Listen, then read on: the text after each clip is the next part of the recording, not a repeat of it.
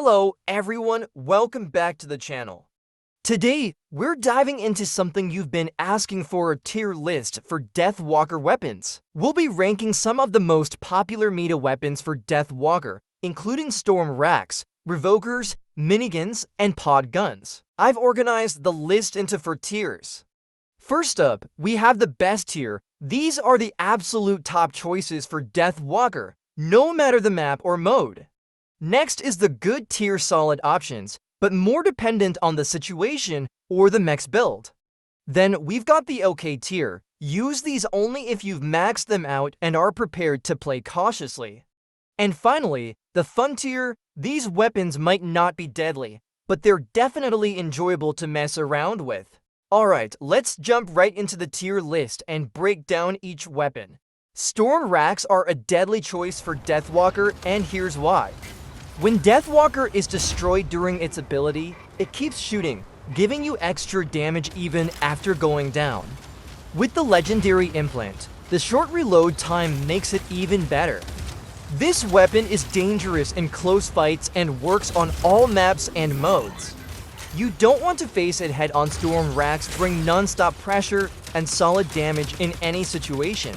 It might be tricky to aim on mobile, but with practice, you can make it work. You also don't have to fire both sides at once. Shooting one at a time keeps the pressure constant. The downside is that storm racks need 3 implants: reload, damage, and radius. Personally, I prefer ability duration as the 4th implant. This setup works on all maps and modes, making storm racks a top tier weapon. So therefore, it's definitely the best weapon for Deathwalker. Minigan is definitely one of the strongest weapons out there, and I love its sound effects and damage output. Once it starts firing, there's no escape. The key is to keep your distance from the enemy. In close face-to-face fights, you'll have a turning disadvantage because of the weapon setup. One downside is its long reload time. To unlock its full potential, I recommend using reload, recoil, damage, and ability duration implants. I've tested this weapon without the recoil implant because I prioritized ability duration and reload for Deathwalker, but the damage falloff was too significant beyond 50 meters to ignore. With the recoil implant, the performance improves drastically, making this weapon a true powerhouse. However, Outlaw's system crash is definitely a solid counter to this combo. Considering that, I'd place this weapon in the okay tier. Next up is Revoker. Revoker is a close quarters weapon, but with a range implant, you can extend its range to nearly 60 meters. It's a deadly choice and one of the best counters to certain mechs.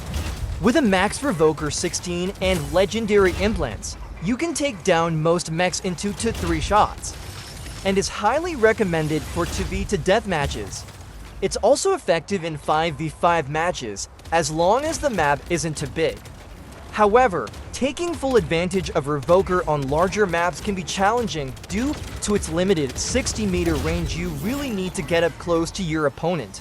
Revoker only requires 2 implants, damage, and range. Even purple tier implants work well with this setup. Unlike Minigan, Outlaw's system crash isn't much of an issue since there's no reload time with this weapon. Considering its strengths and limitations, I'm placing Revoker in the good tier on the tier list. Last on the list is the Podgun. This isn't the weapon for aggressive play, it's more of a support weapon. That said, it's really fun to use, and the damage output isn't too bad. Pod 16 is much deadlier than Pod 12, but even then, the damage isn't overwhelming, and the delayed damage can feel less effective. One advantage is its ability to maintain constant pressure on opponents, helping you dominate the map. With a reload implant, the reload time is incredibly short, almost down to 3 seconds, so you can keep firing non-stop. However, I'd only recommend this weapon if you're playing solo for fun or using it strategically in team matches. It's definitely not ideal for 2v to death matches.